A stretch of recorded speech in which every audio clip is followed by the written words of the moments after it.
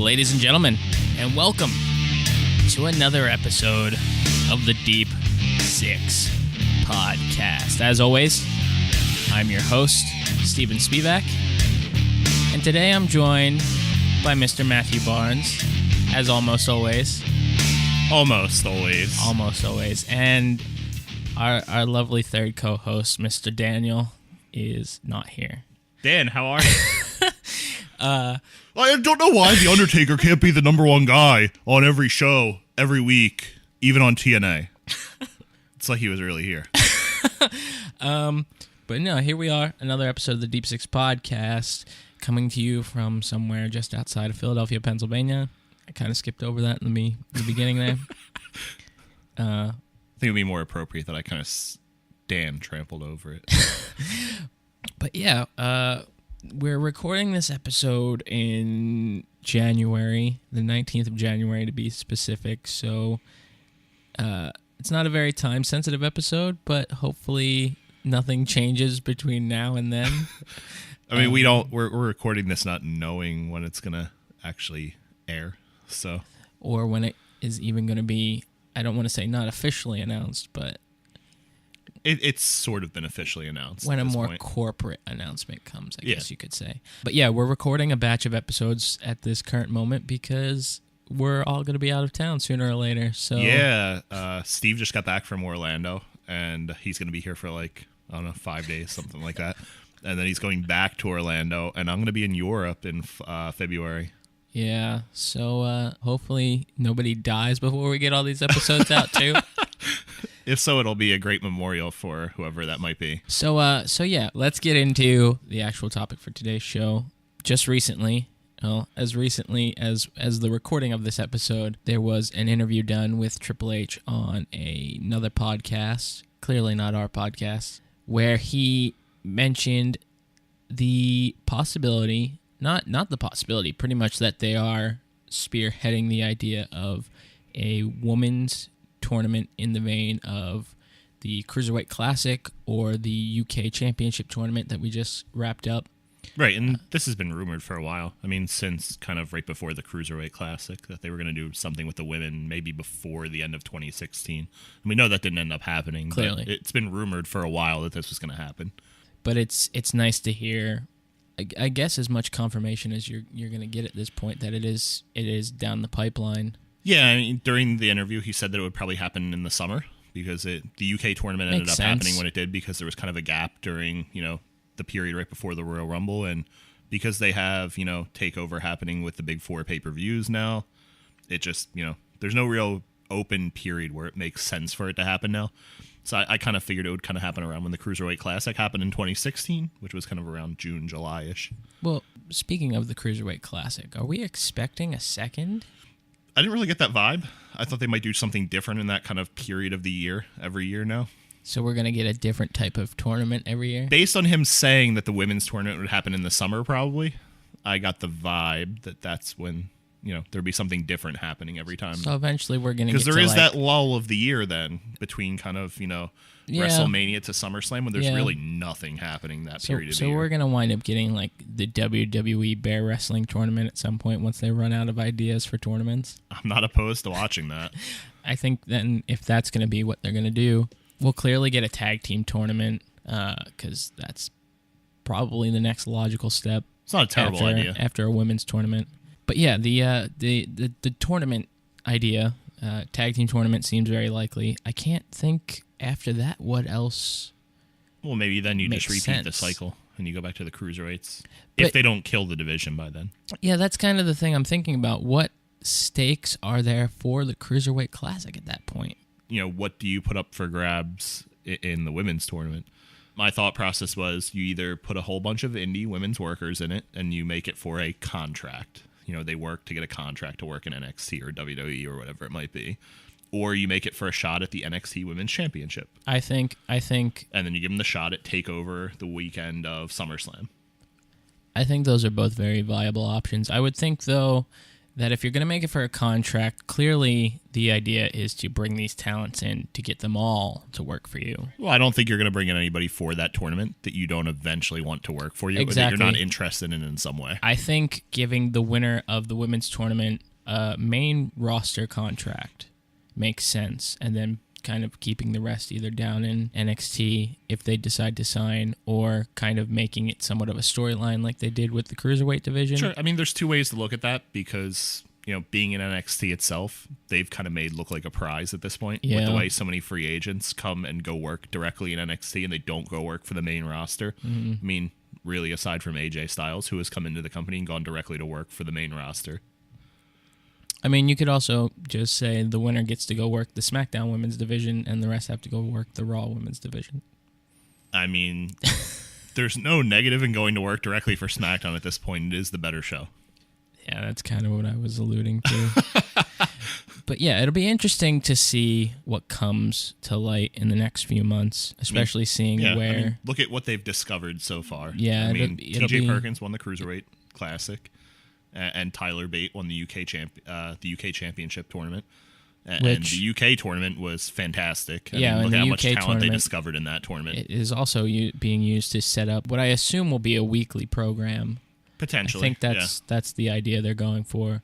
A weekly program produced in the United Kingdom, which will be interesting to see how that works. I don't know. I mean, there's also that rumor out there that they're going to get programming from ICW and air it on the network, and that could be announced. I don't know. They're saying any day now. It'll be interesting to see, if they're going to defend it on that program, yeah, then they might not even need to do all that work. Yeah. It'll be interesting to see, though, if they do wind up doing a fully produced program there. If it's going to be taped, I would think it would have to be taped, or they could do it live like they did with it live would be so difficult, because to air it live, it's going to have to be like in the middle of the afternoon. Yeah, which would be weird. I'm not sure about the logistics. Weird. I don't know if this is the right show to talk about that. We might have to do another show just to specifically talk about the logistics of how they're going to do these, these international tournaments and specific shows. Because I don't think the UK is the only one they're going to do for that. Well, I was just about to say, there's another idea for a tournament is different national tournaments. I mean, I would go on record as saying I think Japan is going to happen. Probably, yeah. Especially with seeing how hot guys like Ibushi were with that. Yeah. That Cruiserweight Classic tournament. But yeah, I guess that's as good a point as any to kind of get into the list that we've compiled of who we think should be competing in this said tournament. Yeah, so that was the whole point of this show, that Steve and I thought that we'd make up our own lists of who, people that we thought should be in the WWE Women's Tournament. So, do you want to start it off? No, you start it off. You want me to start it off? All right, let me pull up my list here real quick. These are in no particular order, just so you know. It was kind of just who came to mind first, which doesn't necessarily mean that they're better or worse than anyone. But the first name I have on my list is Santana Garrett, known as Brittany in TNA. In TNA, yeah. Which she was there for what? She wasn't there very long. Like a cup of coffee. Yeah. But real quick, let's list off some of the more notable championships that she's held. In Women of Wrestling, she was the tag team champion with Amber O'Neal. She was also, or is at the time of recording, the Women's of Wrestling World Champion. She has been a Shine Champion one time, Shine Tag Team Champion one time, and as the time of this recording, is currently the Tag Team Champion with Raquel, who some of you would know as Gabby from Tough Enough. Yeah. And she's also been an NWA Women's Champion. And in 2015, PWI ranked her as number 4 of the best 50 female singles wrestlers in the world. So, pretty acclaimed, I would say, so far. Another thing to mention is she is Orlando-based. So, if they are looking to do this tournament out of Full Sail, which is highly likely, obviously he's gonna, it would make sense to use talent that has ties to Orlando, especially because the crowd will be hot on them. Right. It won't have to fly them in. It'll be a lot easier to get them to the said venue. Right, which is a point I made to you last night, was that if they're Orlando-based, people are going to know who they are, and it's going to cost less to use them. Exactly. And it also opens up the door for more permanent relations. Yeah, and I had her on my list for basically the same reasons. Yeah. And NXT has used her before. Yeah, exactly. For enhancement matches. She had... I want to say most recently she had about 3 matches. And I think she did. I think she had 3 shows in a row, too. I think there was a point where she worked for them back in 2013, too.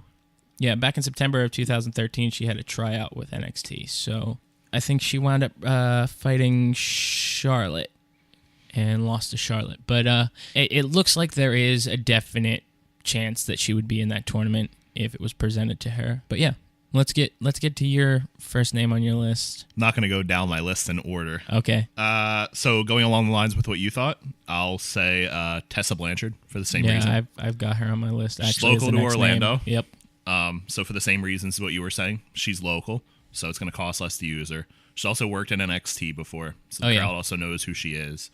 Daughter of Tully, good lineage, so you have the name value there too. She's getting really, really good. I mean, she's had some really good matches in Japan. She's great as a heel, too. Yeah, she can really work the crowd. She's with Ricochet, so you get the value, the inherentness with Ricochet, too, where maybe you can kind of bring him in somehow with that, too. She's tag team champion right now with Vanessa Craven and Shimmer. Yep. So there's also, she is starting to pick up some big value wins with championships. So I think definitely, besides the obvious reasons, she is picking up some career accolades that make her, a really obvious name. And in the most recent PWI 50 female singles wrestlers of 2016, she was listed at 38. Yeah, I knew she was up there in like the mid-30s. I didn't specifically write it down for her, but I knew she was up there. Yeah, and I mean, to be ranked in PWI, no matter when it was, because I know a lot of the women on my list have been ranked by PWI. So I think that speaks a lot to their abilities, even if they haven't accomplished much in the way of championships or being necessarily seen. I would think that PWI is still somewhat of a reputable Somewhat. I mean, people still care if they're ranked in PWI. And PWI, I mean, if people didn't know, they only rank 50 female workers a year. They do the PWI female 50. So, I mean, it's not like the PWI 500 for male workers, for the men. So, I mean, if you're one of the top female 50 workers in the world, in the way that PWI looks at things, I think that's a really big accomplishment. Because they're not particularly biased either. I don't think so, because when you look at the female rankings, it's not just all WWE names in the top 10. Exactly. I mean, I think last year, it wasn't a WWE worker that was in the top 5. There was somebody that wasn't in the WWE in the top 5. We'll get to it when we're making our when we're talking about our list. So I'll move on then and pick the next that's name what it was. It was Santana Garrett that in 2015 was number 4. Yeah, and because we already mentioned that. But I'll move on to the next name on my list. I've got Kennedy Brink. The only real accomplishment of note that I have here for her is that she was ranked 47 of the PWI top 50 females in 2014. I bring up her name just because I've kind of, I don't want to say followed her career from the start, but she's a friend of a friend. Right. And I've seen her working a lot with Women of Honor lately, which for those of you who don't know is a female-based initiative, I guess you could say, of Ring of Honor, which is still probably, I don't know if I want to call it the top independent, but it's up there. It's one of the known companies. Yeah, exactly. And she's trained under Team 3D. I've seen her promo work lately, which is amazing.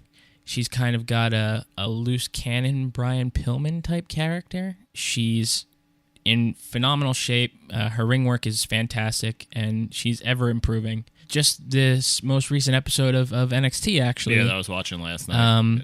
She wrestled in an enhancement match for...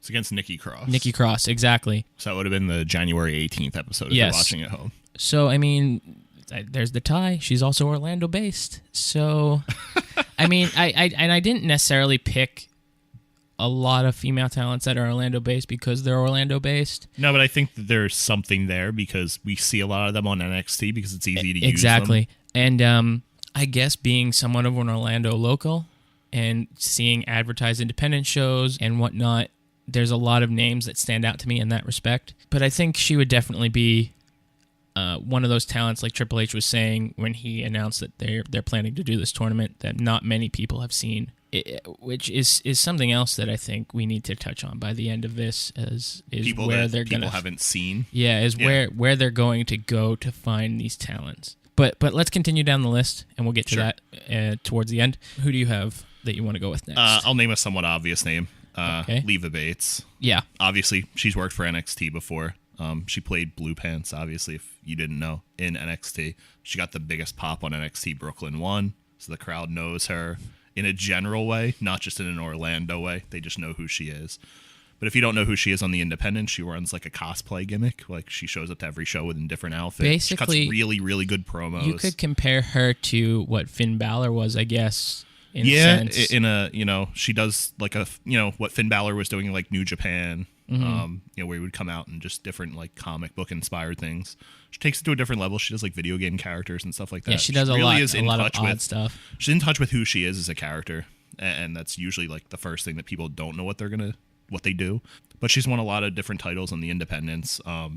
And it's hard to be impartial because I've worked with her because I did work for CZW and WSU, and in WSU she was the Spirit Champion for a long time, which is kind of like the secondary title to the World Championship there. So I definitely think she has the accolades to be there. She's worked for the company before. The audience knows her and loves her, so I think it's kind of a no-brainer that they're going to use her, and I think she picks up a couple wins in the tournament too. Yeah, it would also be interesting, like you said, to see how she's used, especially because she already has those ties. But be very interesting to see how she was a major face and to know that she can work great as a heel. Would be very interesting to see her come in and work the heel aspect. Yeah, absolutely. But yeah, I think Leva would be a fantastic choice. Again, Orlando-based. So, yeah. I mean, that's another thing that I didn't even mention in there, but she is Orlando-based as well. So that's definitely one that I don't have written down, but one that was definitely on my list. I knew you were going to bring her up just because of our preliminary talks about this show. So I'm going to bring up, since you mentioned CZW, I'm going to bring up Jessica Havoc. Yeah, also was on my list too. She is also known for working in TNA, where she was a Knockouts champion, and PWI ranked her number 4 of the top best 50 in 2013. She's also held WSU championships. I didn't necessarily want to count those in my accolades just because it's not really... Company's been up and down. It's been very big, and it's been very low, and I think they're slowly crawling their way back up as DJ takes it more seriously again. But she's also held, I think, the major championship there as well? Yeah. So, not your typical female worker, I don't think you could say. She's a larger individual. I would compare her to like a Nia Jax, except she's much more imposing. Yeah, and she's actually good. Yeah. And I mean, I don't want to shit on Nia Jax. I think she has potential. She's just I do too. Not I just there think she wasn't yet. ready. Yeah. But I think that Jessica Havoc is what Nia Jax will be with years of refinement. I would hope so. Yeah. But yeah, I think she's also got a great charisma. I think she's very drawing to the audience just because of, one, her look. Yeah. And unique. And like you said, she's very imposing. But like you said, she can work. So I don't see why you wouldn't bring her in. And I think at this point, as a reoccurring theme, I'm pretty sure she's in Orlando now too. Because she's with Sami Callihan. She is dating. She is dating Sami. I think he still lives there. For those of you who know Solomon Crow, was it? Yes. The character he played in NXT? That's Sami Callihan. And I believe that in her time with TNA too is when she relocated there. So that's when they were there, when they were both working with the Orlando promotion. Yeah, so I think she's still based there, but I think she would definitely be an interesting dynamic, especially knowing that WWE kind of has a thing for the more petite women, the more supermodel-esque women. And it would be nice to see this tournament open doors to those who aren't typically under that category. I mean, I know at one point they did sniff around at bringing her in. Yeah. Because she was so different and unique. Yeah. And then there was, controversies about her that they didn't bring her in. So who knows? Maybe, enough time has passed where they'll think about it. And with a tournament like that where they have to fill so many spots, and she'll be so different than the people that they will be bringing in other spots. Yeah. That they'll need people like that to bring in. And let's talk about that for a second. We're not necessarily sure how large of a tournament this could be. Sure, and I went off the idea that they'll do a field of 32 based on the Cruiserweight Classic, but they could just go 16. But they were also building a whole division off the Cruiserweights. Right, and they're not going to be doing that here. No, definitely not. But it is interesting to note that the female talent in NXT is lacking. So who knows? You might see somewhat of a, I don't want to say a resurgence, but them trying to flesh out that division, especially because they've got three major talents on the main roster right now. 4, 5. Pretty much any woman on the roster right now was a major part of. Any woman of note on the main roster that's important. Yeah. It was basically the entire NXT women's division. Yeah. So they, with the draft, they really took from NXT with basically anybody that Triple H brought in is really fueled the women's division now. Yeah. But let's move on to you, Mr. To kind of Matthew. close out the Orlando theme, I'll mention Candice Lerae. Okay. Yeah, she's on my list as well. Wife of NXT Tag Team Champion Johnny Gargano. I would argue maybe one of the top 2 or 3 women's workers right now. Can work basically any style. And we mean literally anything. Deathmatch wrestling, technical wrestling, lucha style wrestling, pretty much. She can do basically anything. She'll do hardcore matches. She'll work. She'll take super men. kicks with shoes that are covered in tats. She was a PWG Tag Team Champion with Joey Ryan. She was number 18 on PWI Female 50 this year. She's just really, really good. She's been working in Japan a lot. She's working with ROH now with the Women of Honor. I think so. Yeah. Initiative as well. And Shimmer still. Yep. But I think if she got the chance to work, with Johnny, because they're living in Orlando, I think she would probably do it.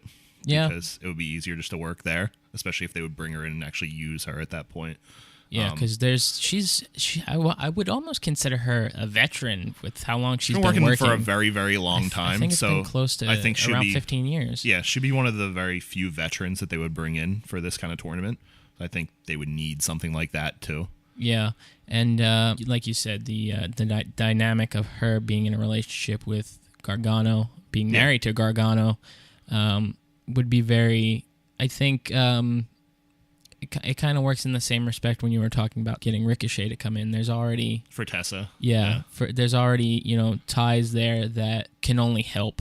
Yeah. I mean, she doesn't need that though. She doesn't. Her work can stand on its own. Yeah, exactly. That's something I want to note that. But maybe it'll open a door for her that wouldn't have been there anyway. Yeah, that's something I want to note real quick because we have mentioned this. She wouldn't be somebody they would look for looks wise necessarily. I don't necessarily know about that. I think she fits the bill more than other people on these lists that we have. But I just want to make a quick note that I don't think that any of these talents that we're mentioning that do have partners that are tied to the WWE or have been tied to the WWE will get there based on that alone. That's not even what I meant anyway. No, I know. I want to clarify that for those listening, that we think these talents typically stand on their own as talent. Oh, yeah, of course. So I just want to clear that up so nobody thinks we're being biased or anything. I think you're putting out there an incorrect vibe as to what I was saying. No. I know how it could probably be misconstrued. So I just... Sure. Yeah. I think that she's somebody who should have been there years ago. Yeah, and probably. I think that she's a little too muscular for what they normally look for, as somebody who more is the size of an Alexa Bliss. She's a little smaller. Maybe. So I think they typically would look for somebody different, especially because she's a little bit older than some of the other people they normally sign. Yeah. So I think that she could use an open door is more what I was trying to say. No. I got where you were going with it. It would be really interesting to see her work with some of the women in the current WWE NXT fold too. Oh, 100%. And she's super charismatic too, yeah, which will help. And I think she can teach a lot of the people there a lot. I think if she were to come in and could possibly be the winner of said tournament, knowing how popular she is and how acclaimed she is and how well-versed she is in the ring, especially if the goal or the prize is a main roster contract, it would be really interesting to see her come in and work with Bayley, possibly even team with Bayley, because I know the two of them are friends. Yeah, it could be really fun. They have very bubbly gimmicks. But Candice can also be very vicious and very, very evil in a heel role. So I think there could be a very interesting story there. And I think Bayley, not to talk ill of Bayley in any way, could use some of that experience working with someone that she didn't work with in NXT that she's familiar with. Sure, it's a very insular locker room at this point. Yeah, I think it's kind of doing the Raw division a dishonor. I don't know what else what other word to use there. That it's basically right. Sasha, Bayley, and Charlotte, and the three of them worked so many times together down in NXT that it's kind of stifling. Yeah, them. The same thing over and over and over again. But let's move on. I think the next name I'll go with will be. I don't want to. I have like three names that I kind of want to save till the end. Okay. But I'm gonna go with Rachel Ellering. Okay. For those of you who don't know, you most likely know the name of Ellering, but she is the daughter of Paul Ellering, who was a fairly accomplished wrestler on his own until an injury sidelined him, and he became the manager of the likes of the Road Warriors and is currently the manager of the Authors of Pain. And she's not super accomplished, but she's only been working for about 2 years. No, but she's getting really, really good. Yeah. And she is a Lance Storm student, too. Yeah, exactly. So. She is also a World Powerlifting Federation bronze medalist in 2014. So she has worked NXT a few times. Several times, yeah. She's also working with Women of Honor. And you would expect someone who hasn't been doing this for such a short amount of time to be as well-versed in the ring as she is. If you go and watch any of her matches, she moves very well, she works the crowd pretty well, and is definitely an upcomer, and which is something I think is going to play to her benefit to possibly get into this tournament. So yeah, I think she would be a good fit. I can't argue with any of it. She's on my list too. So I mean, do you have any other points you want to make to her benefit? No, I can't argue with the reasoning why. I mean, it's kind of comes from, you have to see her work to kind of understand where we're coming from with this choice, especially because, like I said, she's only been around for about 2 years. So, I mean, she hit really fast. Yeah. Like, she started picking up steam like that. Yeah. She's got a real natural charisma. Yeah, I mean, she's got, like, real good baby face heat, like, real fast, too. Like, yeah. It's easy to like her. And they started using her when they used her on NXT under a different name once they brought her dad in. So I would imagine they're going to do the same thing if they brought her in for the tournament. Because they don't want her to get heat off of the name. They want her to get heat because of who she is. So. I would really like to see them keep the name, though. I would really like to see her. If she can get heat when he's being a heel on the show and then she's being a face, that would prove that she can really do it. But yeah. I don't know that really matters. I would kind of like to see Paul manage her too, though. I would really like to see somewhere down the line, but that's pretty much saying that she's going to be a heel now. Yeah. I don't know. I would like to see her work as a heel because she hasn't really. I don't think she's we haven't done seen much it, heel so stuff. I don't know if that.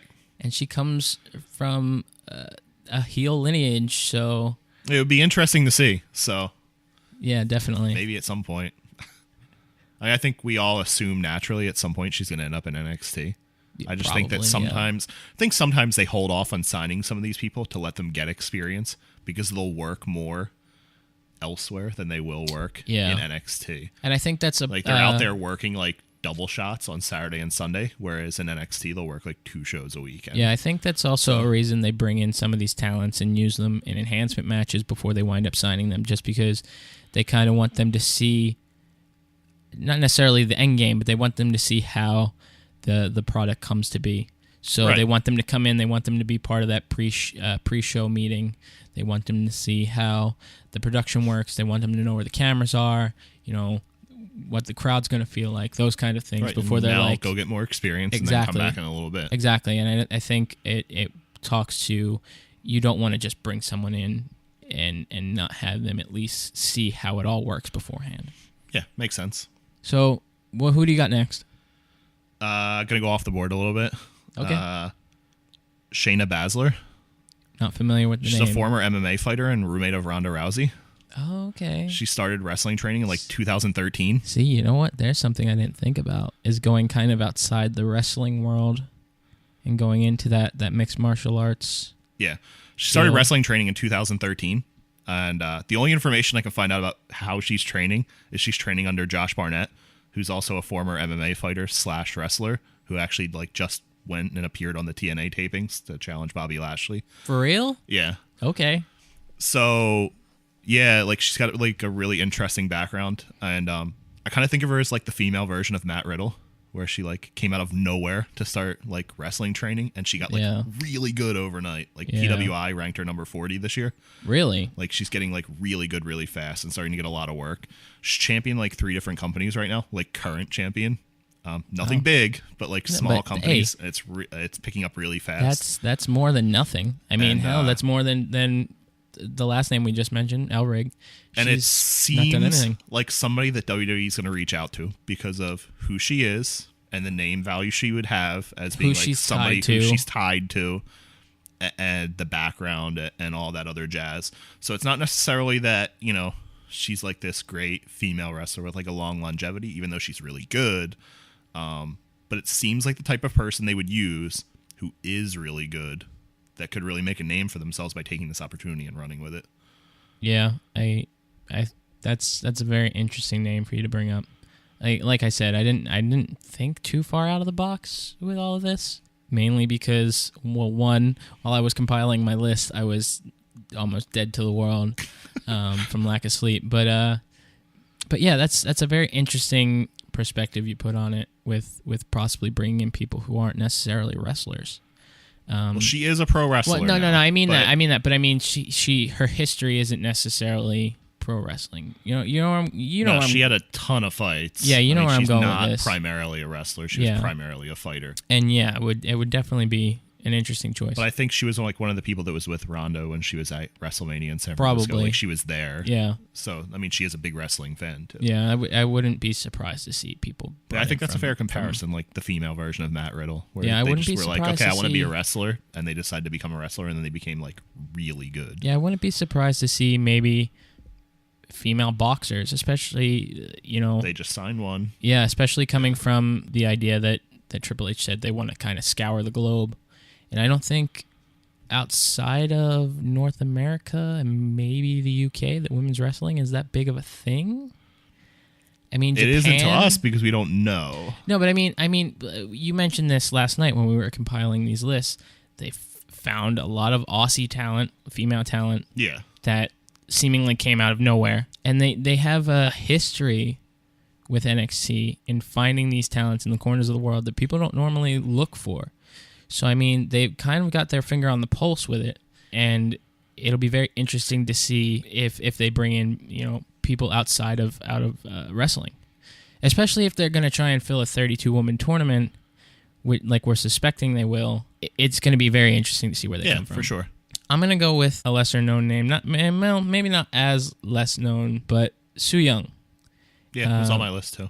She is, currently dating the Cruiserweight champion in Mr. Rich Swann. But PWI ranked her at number 27 of the best 50 in 2014. And I don't want to say she's not acclaimed, but she hasn't really done much in many of the major independents. She's also not popular enough to have her own Wikipedia page. She doesn't have her own Wikipedia, but if you know wrestling, you know who she is. Yeah. I mean, she was signed to developmental before. Yeah, she was an FCW. She was an FCW. And she is the current Queens of Combat champion. And she is the WSU Spirit champion right now. So it's not like she doesn't have accolades. Yeah. Is she the current champion? Because I was looking at that, and I kind of wanted to mention that, but I didn't put that on here simply because I couldn't find accurate information. But I would say I'm 99%, 0.9% sure. Hey, you would probably know a lot better than I would. But like I said, she's dating Rich Swann, which means she's in the Orlando area. And I really hate to keep coming back to that, but I think it's going to be a major factor in this tournament. To some extent, yeah. Yeah, and she can work. She can definitely work. And she's got a super, super unique look, too. Yeah, she's very unique. Like, almost where you could play her off as, like, foreign. Yeah. Like, she's American, but you don't have to say that she is. Yeah, exactly. You can play her off as foreign, too. How many times have they changed? They do that a lot. How many times have they changed the nationality of a performer in the WWE?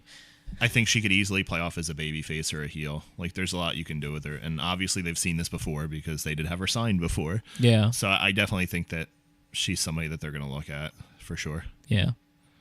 Let's move on I to can't you. argue with that. I mean, it's.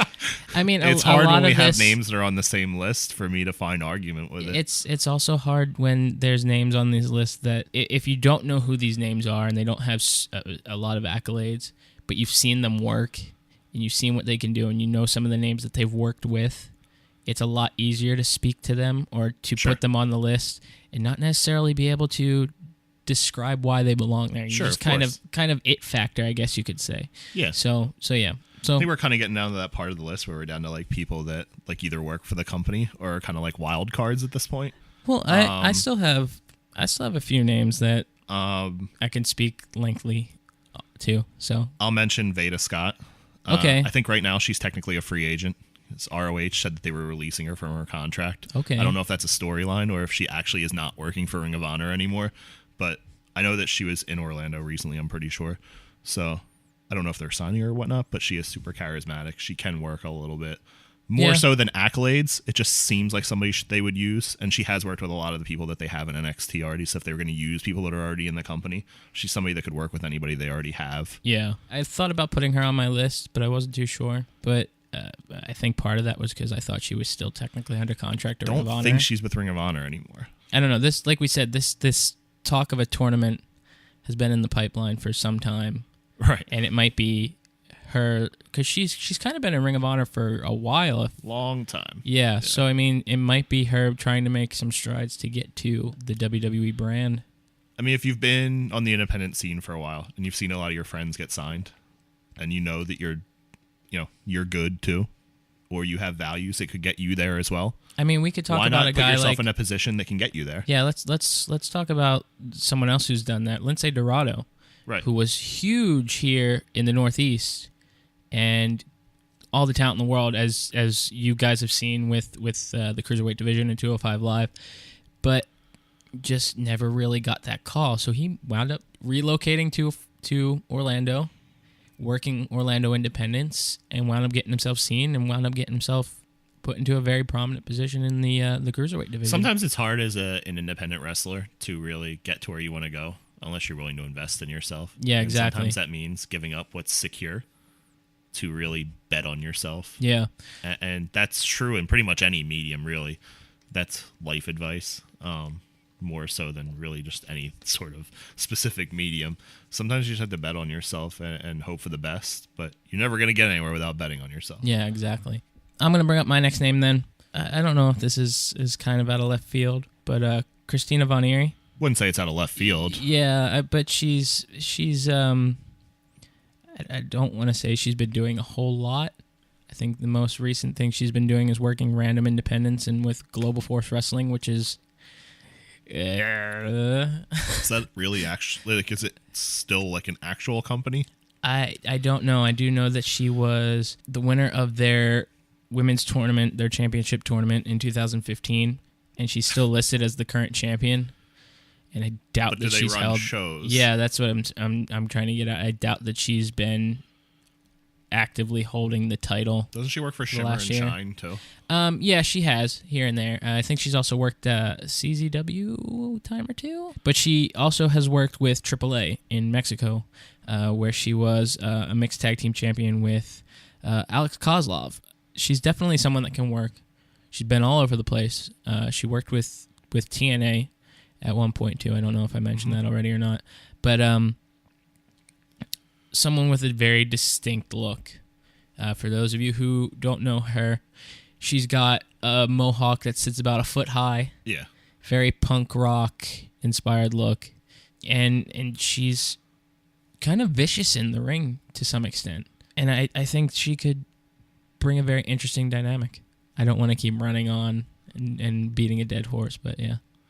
I don't really know. I don't have anything positive or negative to say there. It's not that I disagree also, about the capability. I just don't know if that's somebody that they would use. Yeah, well, I mean, that's why we both compiled individual lists. That's fair. But I also think she's one of those people that, like I said with Su Yung, you need to watch her work to kind of understand why she would or wouldn't be considered a talent to be brought in. Fair point. Yeah. You go. Velvet Sky. Okay. It's an interesting choice. I would have thought a couple months ago when Bubba was still there that it was fairly obvious that if they did this tournament that she would be in it because she's with Bubba, and it would seem that she would do it. But I'm not so sure now. I mean, it's not that Bubba's not tied to the company still. But no, he's not against the company, but he's not actively yeah. there anymore either. And he's not against the company either. So, but I just don't know that she would necessarily want to do it because she's not really working anywhere now. Might have also just been a matter of her getting burnt out because she was never really put in that prime position while she was in TNA, even though she was probably one of the hottest women there.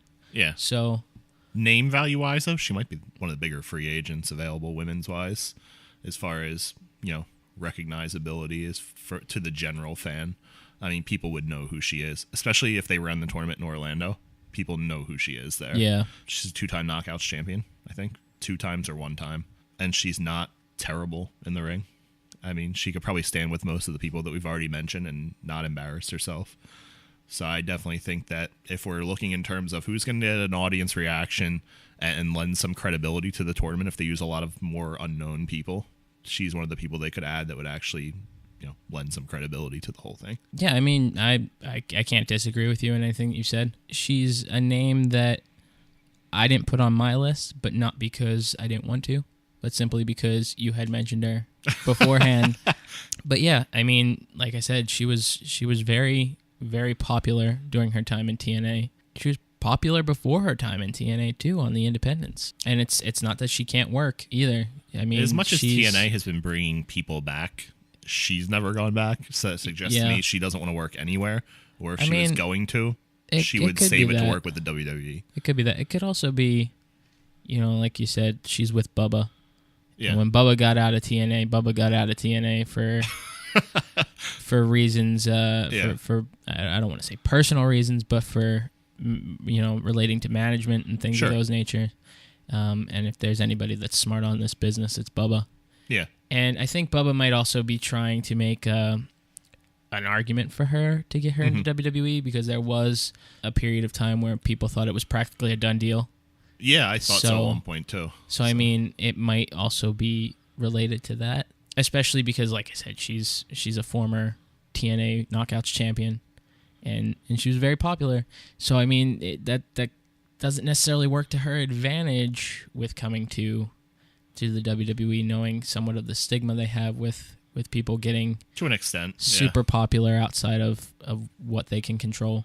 But I think in that environment, in the terms of this tournament, or in like NXT, that almost does work to her advantage, because it's been proven that in NXT it doesn't necessarily matter that you were popular somewhere else.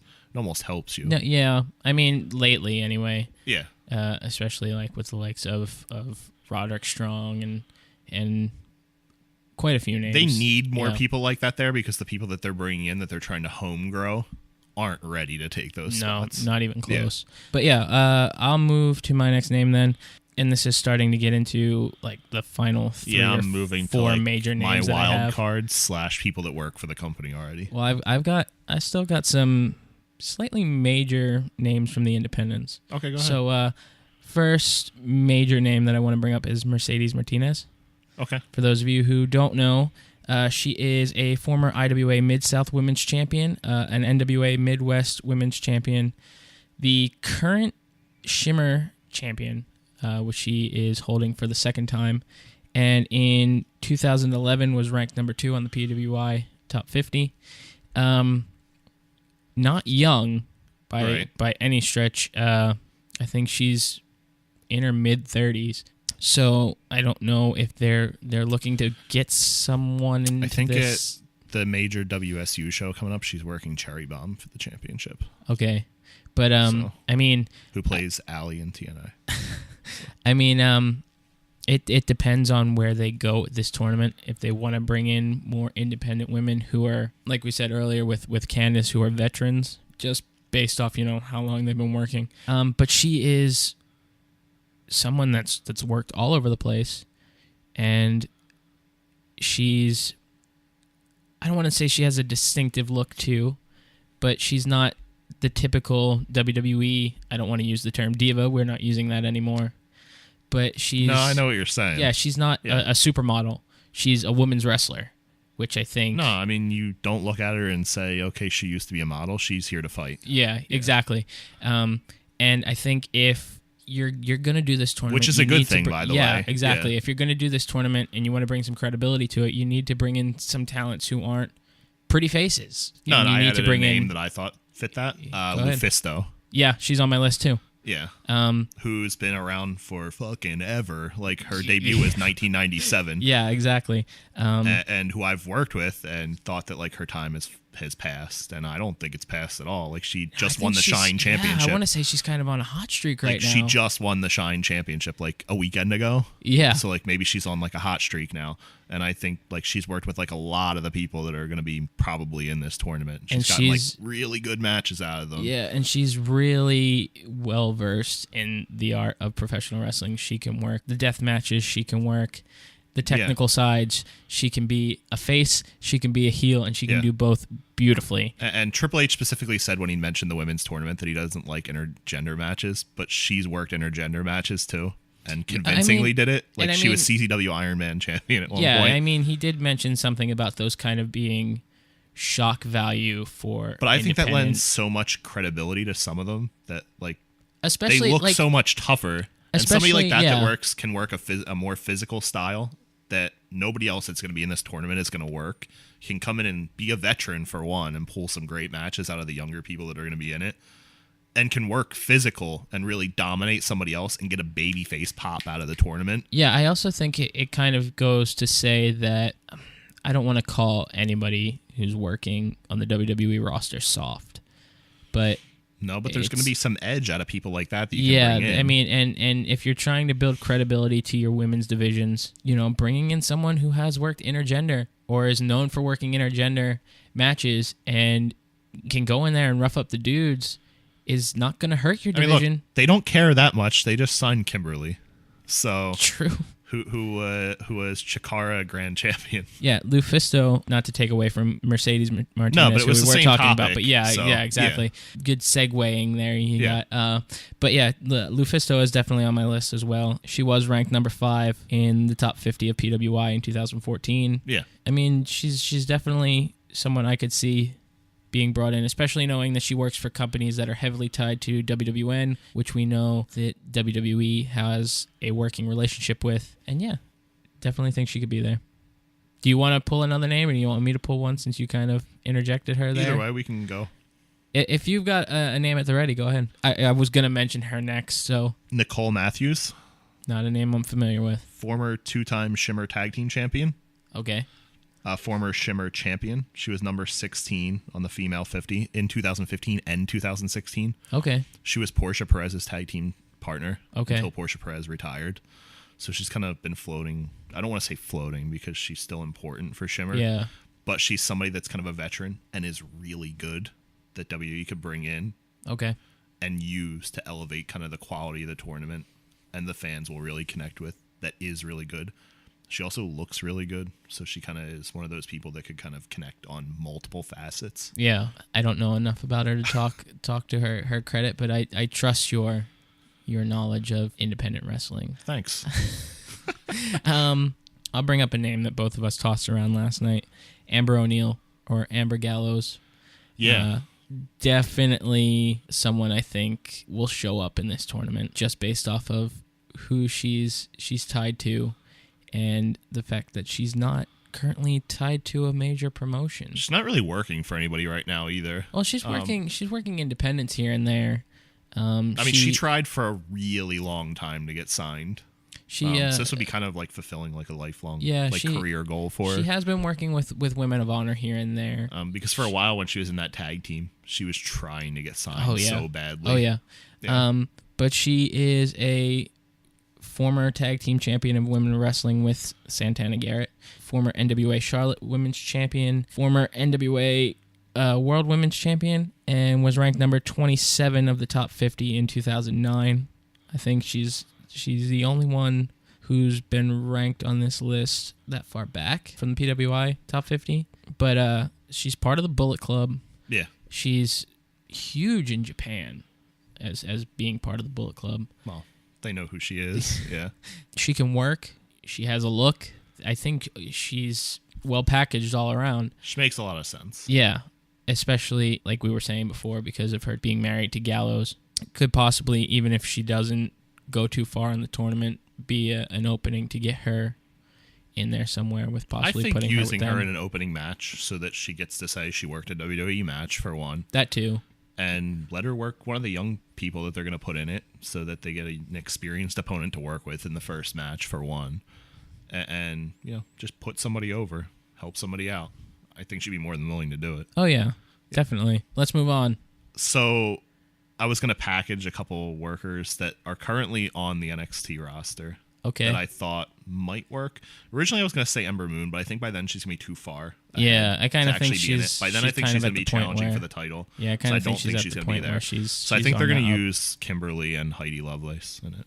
Wouldn't surprise me, because... I think they might hold them both off until then and use them. Might make sense. I mean, they're two phenomenal workers. I don't even know if I'm pitching them as much as I'm just question marking what you think about them now. No. I mean, I'm not going to say that it makes sense to go and throw them out there when you just announced this huge tournament that's coming, hopefully within the next 6 months, when they could be kind of propelled by it.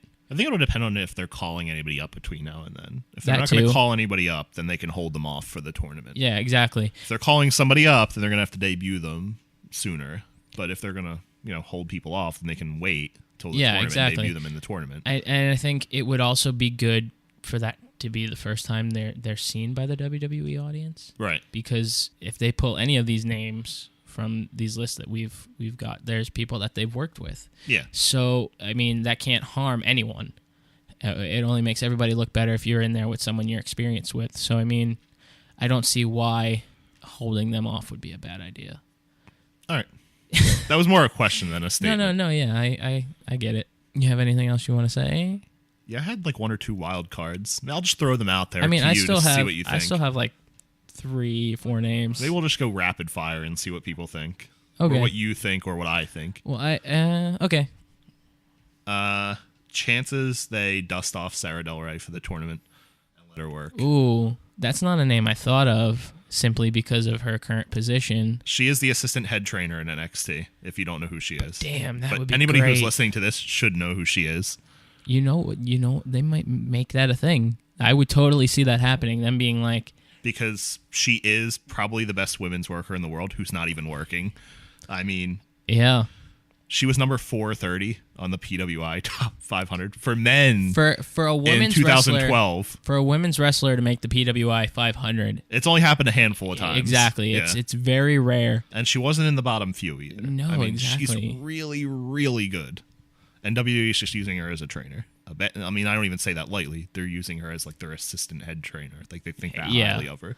Yeah. Like I said, I think they could make a story out of it where her reasoning for wanting to be in the tournament is because she thinks she's the best because she's been training everyone. Right. So, I mean, it would really make almost too much sense for her to at least be in there for the first couple rounds, even if she doesn't make it to the end, which I think would really propel someone. Yeah.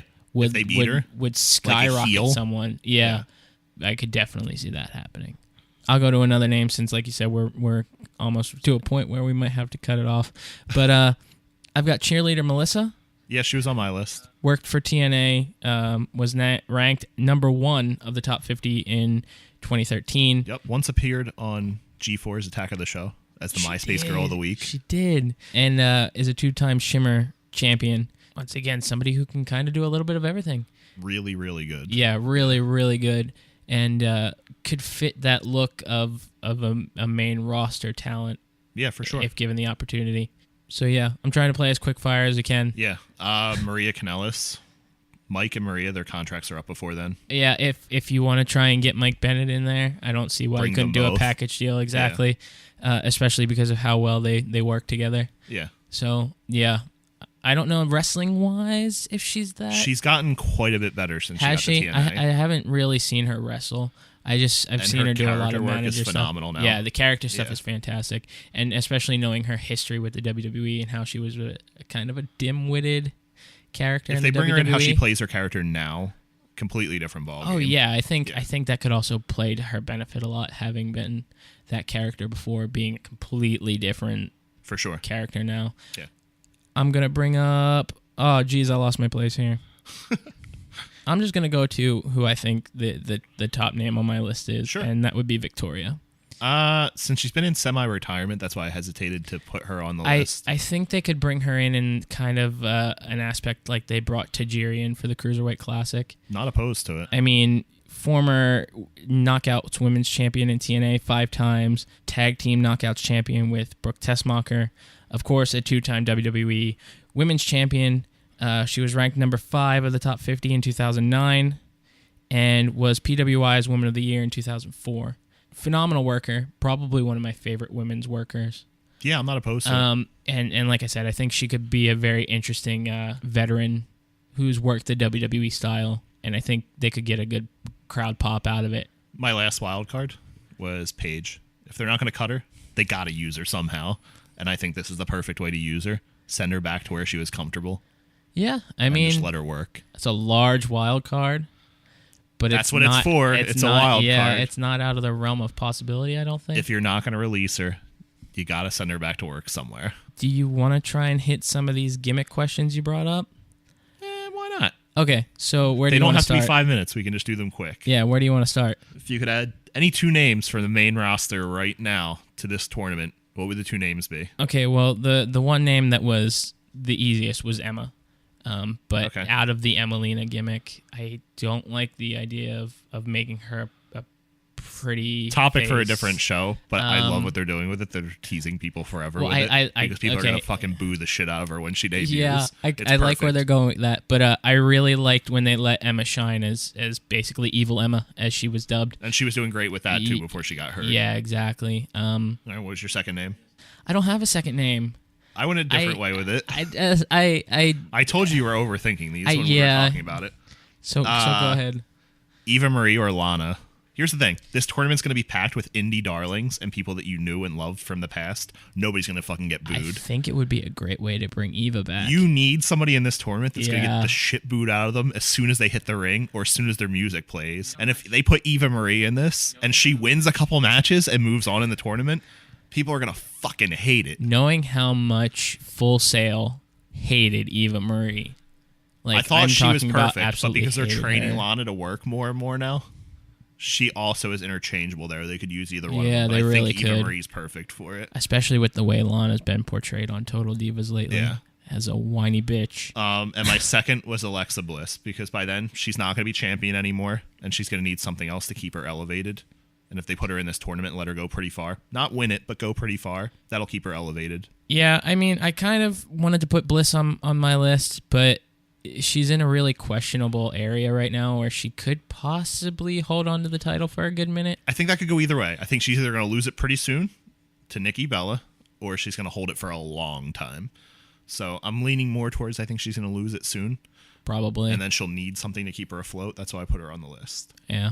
So my other question was, if you could name any 2 women from WWE history, who would those 2 names be? I've got Bull Nakano. Okay.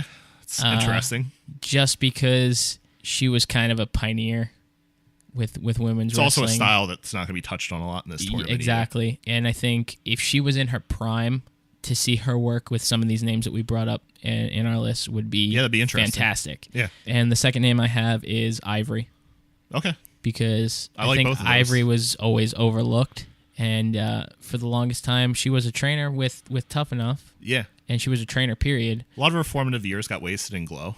Yeah. So she didn't really get a lot of what she should have gotten in WWE. Yeah, exactly. She was also thrown into that right to censor crap, which she got the big WrestleMania match with Chyna, though. Yeah. So she did get sort of some big moments, but not what she should have. It kind of got stifled in those situations, but yeah. My number 1 name when I thought of that question was Molly Holly. Yeah, I wanted to put Molly on there, too. Probably the best women's worker of that generation, and never got what she should have gotten because she never got the big push, and she never worked with anybody as good as she was.